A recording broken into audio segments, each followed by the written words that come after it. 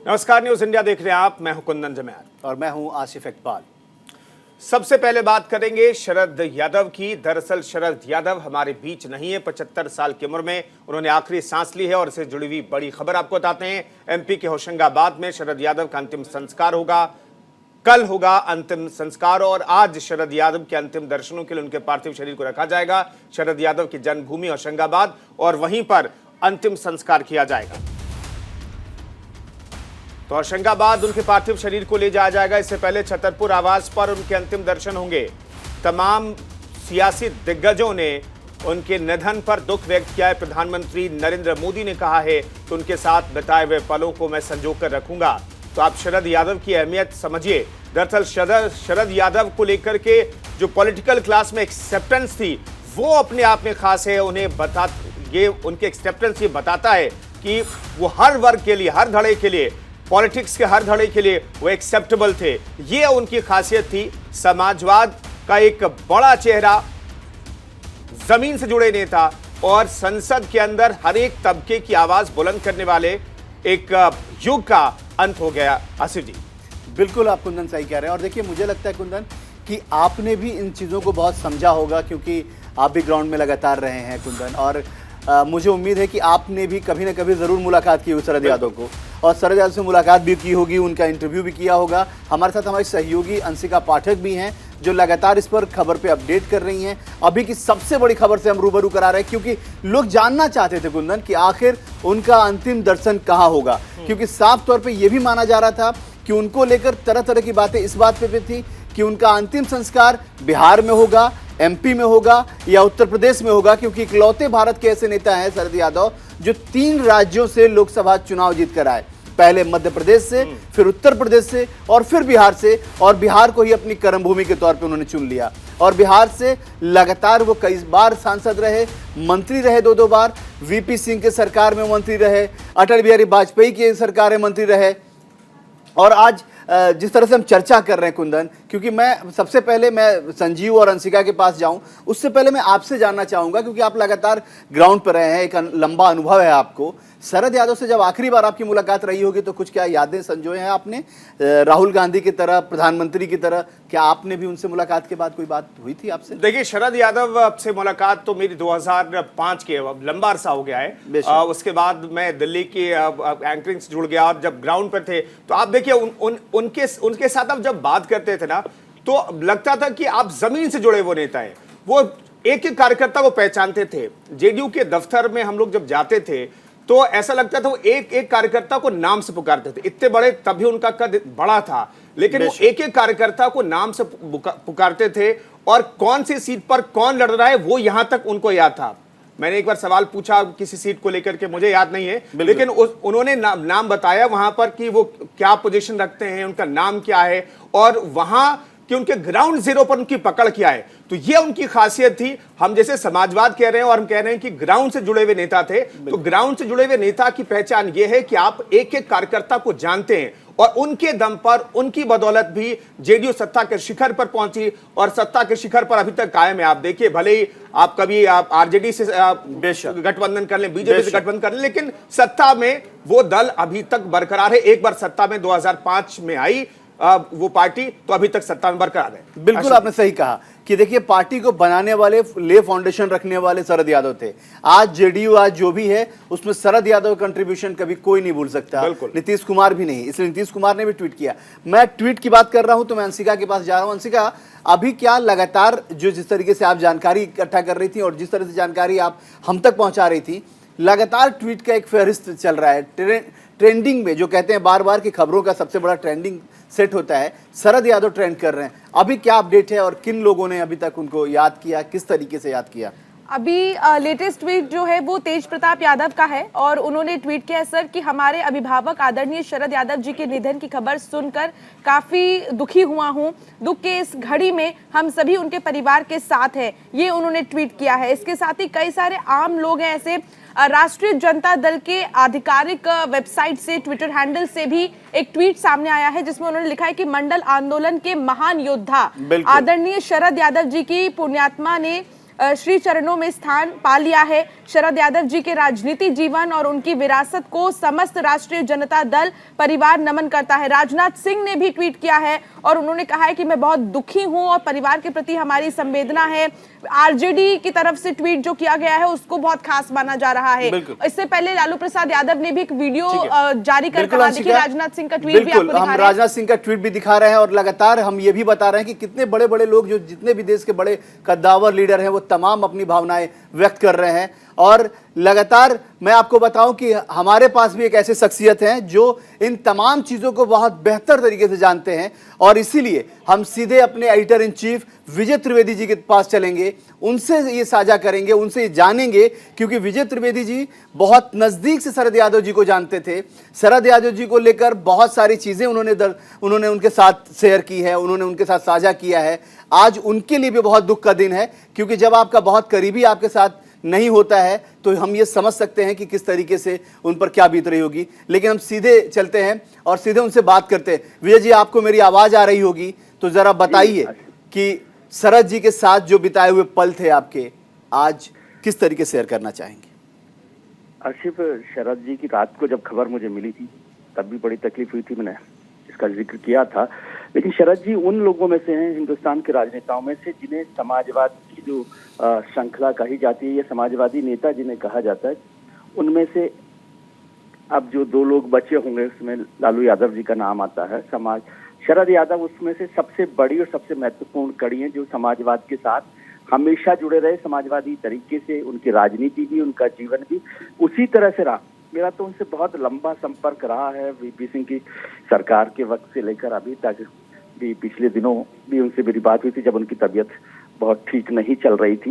लेकिन वो समाजवादी नेताओं में से अकेले लोग हैं जो राजनीति की क्या कहनी चाहिए चमक है, तड़क भड़क है, उससे हमेशा दूर रहे। महत्वपूर्ण बात है कि शरद यादव को लोग कम उस तरह से जानते होंगे। 1974 में जब पहला बाईपोल इलेक्शन उन्होंने जबलपुर से लड़ा, तो वो आदमी थे जिसे जयप्रकाश नारायण ने अपने सामाजिक क्रांति का और जो आंदोलन था संपूर्ण क्रांति का, उसका पहला कैंडिडेट बनाया था शरद यादव को। तो वो पहले इलेक्टोरल कैंडिडेट थे। और उसमें महत्वपूर्ण बात है कि अटल बिहारी वाजपेयी को कहा गया था कि वो उनका प्रचार करने जाएं, और अटल बिहारी वाजपेयी शरद यादव का प्रचार करने गए थे। पहला इलेक्शन शरद यादव ने तब जीता था 1974 में। जनता दल के वो सबसे लंबे समय तक अध्यक्ष रहने वाले लोगों में से हैं। वीपी सिंह सरकार में भी रहे, वाजपेयी सरकार में भी रहे। और एक बहुत इंटरेस्टिंग चीज बताता हूँ कि जब वो वाजपेयी सरकार में सिविल एविएशन मिनिस्टर थे, नागर विमानन मंत्री थे, तो उस समय घटना हुई थी 2001 में कि कांधार की घटना। कांधार की जब घटना हुई तो वो सिविल एविएशन मिनिस्टर थे। और आपको हैरानी होगी कि देश में या दुनिया में कोई पहला सिविल एविएशन मिनिस्टर होगा कि जब उन्हें वहां उस मसले पर बात करने के लिए भेजना चाह रहे थे वाजपेयी जी, तो उनके पास पासपोर्ट नहीं था। अरे, और सिविल एविएशन मिनिस्टर का तुरंत जो है पासपोर्ट बनवाया गया और उसके बाद वो भारत से उस मसले पर हल करने के लिए, बातचीत करने के लिए गए थे। तो इस तरह का सादा जीवन जीने वाले लोगों में से रहे हैं। लालू यादव से उनके अच्छे संबंध भी रहे, अभी आखिर तक तो वो आरजेडी में ही जुड़े रहे हैं। हालांकि 2 बार वो लालू यादव से चुनाव भी हारे, 98 में और 2004 में। और महत्वपूर्ण बात है कि नीतीश कुमार के साथ उनकी जितनी दोस्ती रही, तो भारतीय जनता पार्टी के साथ 2015 के बाद 2017 में जब नीतीश कुमार ने बीजेपी के साथ सरकार बनाई, तो उससे नाराज होकर उन्होंने वो पार्टी छोड़ी थी। फिर उन्हें पार्टी से निकाल दिया गया, नाराजगी हुई, और फिर वो आखिर में आरजेडी में शामिल हुए और आज नीतीश कुमार फिर आरजेडी के साथ। बेशक, बिल्कुल सर, यही विजय जी, इसी बात की चर्चा हम कर रहे थे कि जो सबसे करीबी, सबसे लंबे वक्त तक और सबसे बेहतर तरीके से समझने वाले लोगों में आप हैं। क्योंकि आपने जो ये जानकारी दी, ये जानकारी मुझे लगता है कि अभी शायद किसी को हो, क्योंकि आप समझिए कांधार घटना की जानकारी पूरी दुनिया को है, लेकिन ये उससे जुड़ी सबसे महत्वपूर्ण जानकारी आपके पास है।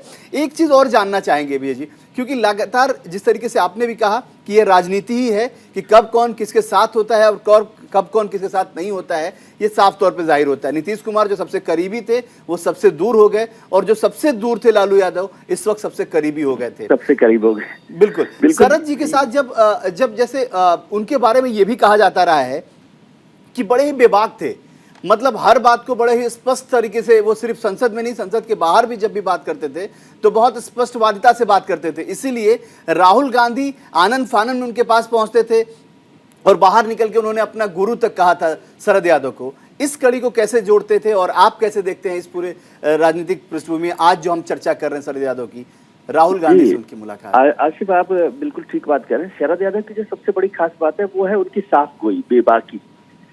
वो हिंदुस्तान की मौजूदा राजनीति में ज्यादातर लोगों के मित्र रहे हैं, लेकिन कोई भी मित्र उनसे बहुत कंफर्टेबल नहीं रहा, क्योंकि वो मित्रता के बाद भी जो बात साफ कहनी होती है, बेबाकी से कहनी होती है, वो बेबाकी से कहते रहे। आप सोचिए कि राहुल गांधी तो उनसे संपर्क करते रहे। मुझे याद आता है कि वाजपेयी सरकार में वो लगातार मंत्री रहे, लेकिन वो वाजपेयी जी के कटु आलोचकों में से भी रहे हैं।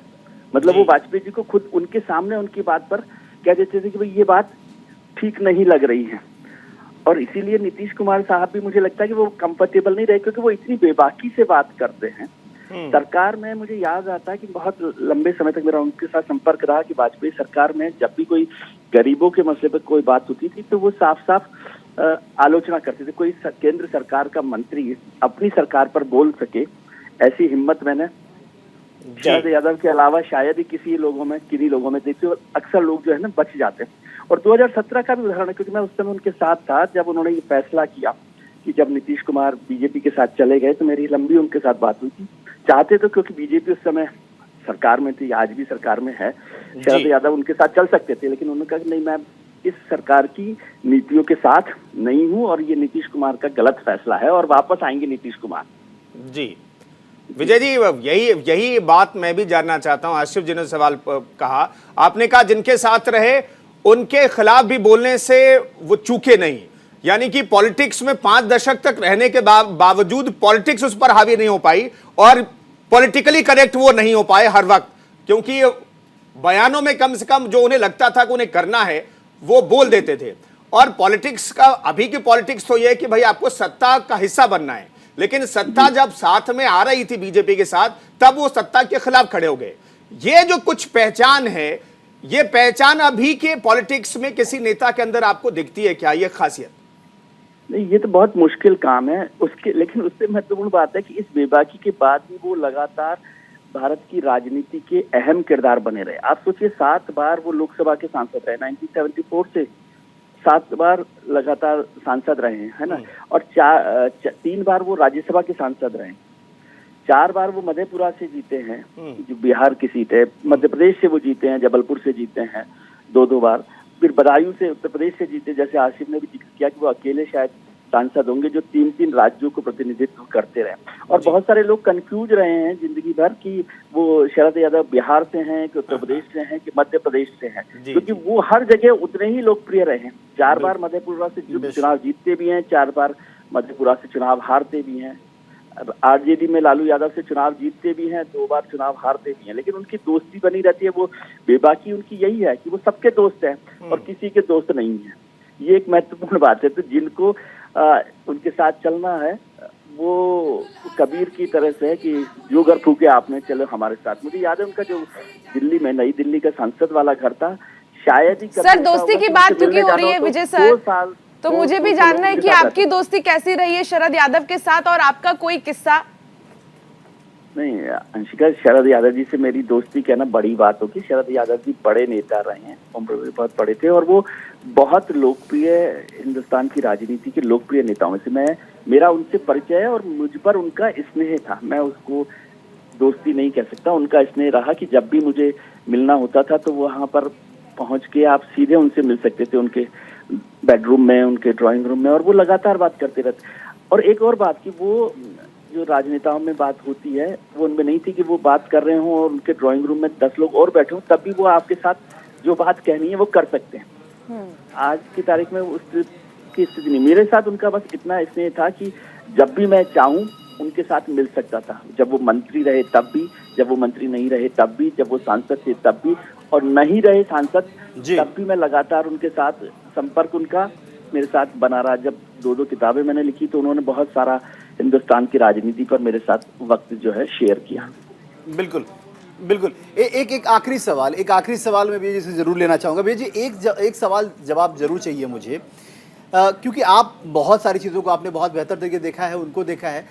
मंडल कमीशन के बारे में ये कहा जाता है कि मंडल कमीशन में भी शरद यादव की बड़ी महत्वपूर्ण भूमिका थी, और वो माना यह जाता है कि समाजवादी आंदोलन कह लें या समाजवादी लोगों के लिए एक बड़ी तौर पे जो चीज़ें स्पष्ट तौर पे खुल के सामने आई, या ये कह लें कि पहचान जो सामने बनी वो मंडल कमीशन के जरिए बनी। वीपी सिंह सरकार में ये मंत्री भी थे, तो उस वक्त की क्या भूमिका रही है? क्योंकि आप उस वक्त को हम लोगों से और आज के कम से कम जर्नलिस्ट से बहुत बेहतर आप बता सकते हैं। आज शरद जी की चर्चा हो रही है तो मैं ये जरूर जानना चाहता हूँ। जी आसिफ, बहुत महत्वपूर्ण बात है, क्योंकि मैं इसी बात का जिक्र कर रहा था कि शरद जी जो है ना हमेशा पिछड़ों की राजनीति करते रहे, हमेशा बल्कि वो सवर्णों की राजनीति के कटु आलोचकों में से आपको समझना चाहिए। और वीपी सिंह सरकार में जब मंडल को लेकर बात हुई, ये भी तय था कि इस पर भारतीय जनता पार्टी जो है उनका साथ छोड़ देगी, क्या देश में क्या रिपरकशंस होंगे, और जो हुए भी बहुत सारे। लेकिन शरद जी उस वक्त भी उनके साथ इस बात के लिए दबाव बनाए रहे और उनके साथ खड़े रहे, क्योंकि वो हमेशा पिछड़ों की राजनीति करते रहे। मेरा जो एक अनुभव रहा कि वीपी सिंह साहब को जब वो कांग्रेस छोड़ कर आए थे और जनमोर्चा में रहे, तो मैं करीब 6 महीने उनके साथ रहा था जब वो देश को दौरा कर रहे थे, मतलब प्रधानमंत्री बनने से पहले और जनता पार्टी उनकी सरकार, जनता दल की सरकार बनने से पहले। तो उस दौरान भी शरद जी, 2 लोग महत्वपूर्ण थे, शरद यादव और देवीलाल साहब जी। दोनों लोगों ने वीपी सिंह को एक नई राजनीतिक दिशा दी थी, समझे। और वीपी सिंह साहब जो है वो उनकी भूमिका या छवि जो है वो राजा जैसी, बिल्कुल, मतलब वो एक अपर कास्ट पॉलिटिक्स को और एलीट पॉलिटिक्स को रिप्रेजेंट करते थे। खासतौर से जब से राजीव गांधी के साथ रहे तो उनकी एलीट छवि और बढ़ गई। तो देवीलाल और शरद यादव 2 ऐसे बड़े लोग रहे जिन्होंने उनको पिछड़ों के साथ जोड़ने में या उस चुनाव में पूरे बदलने में, कहना चाहिए पॉलिटिकल पैराडाइम बदलने में महत्वपूर्ण भूमिका निभाई है। जी बिल्कुल, बहुत बहुत शुक्रिया। आप भी ऐसा लग रहा है कि हमने शरद यादव को बहुत बारीकी से समझ लिया आपसे बात करके, क्योंकि ये बात बिल्कुल लाजमी है। कुंदन, अंशिका, आपसे भी मैं कहूँ, संजीव हमारे साथ बने हुए हैं पटना से, कर्म भूमि की हम बात कर रहे हैं, बिहार कर्म भूमि रही है शरद यादव की। संजीव, आपके पास मैं आना चाहूँगा और मैं एक जानकारी जरूर आपसे इकट्ठा करना चाहूँगा कि क्या आपको ये जानकारी मिल रही है कि कल होशंगाबाद कौन कौन से नेता वहां पहुंचेंगे, कौन कौन से लोग वहां दर्शन करेंगे, कौन कौन से लोग उनकी आखिरी यात्रा के गवाह बनेंगे? क्या उसके बारे में कोई जानकारी मिल पा रही है आपको?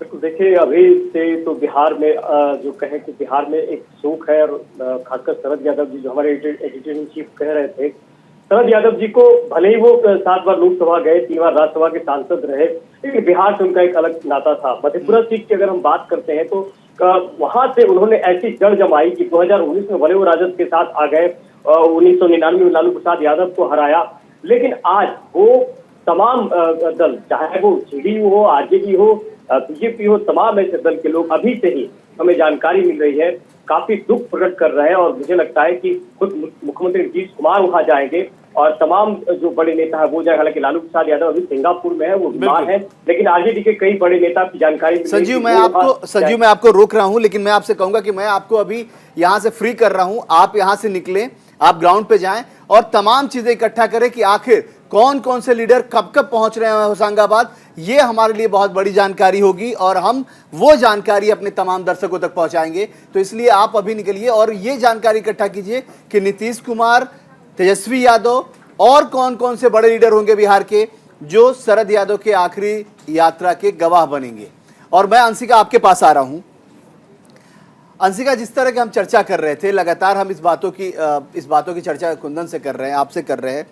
शरद यादव के बारे में जिस तरह से विजय त्रिवेदी जी ने बताया, हमें ब्रीफली बताया कि किस तरीके से कैसे, क्या आपको लगता है आज भी आप लोग, मैं दोनों से ये सवाल होगा कि आज भी आप लोग लगातार ग्राउंड में होते हैं, लगातार आप जाते हैं, लीडर्स को पढ़ते हैं, देखते हैं, समझते हैं, क्या शरद यादव की तरह कोई अब इस कड़ी में कोई नेता है जो उनकी चीज़ों को एडमायर करे, उनकी चीज़ों को समझे, या उस तरीके का व्यक्तित्व कभी आज के संदर्भ में आए?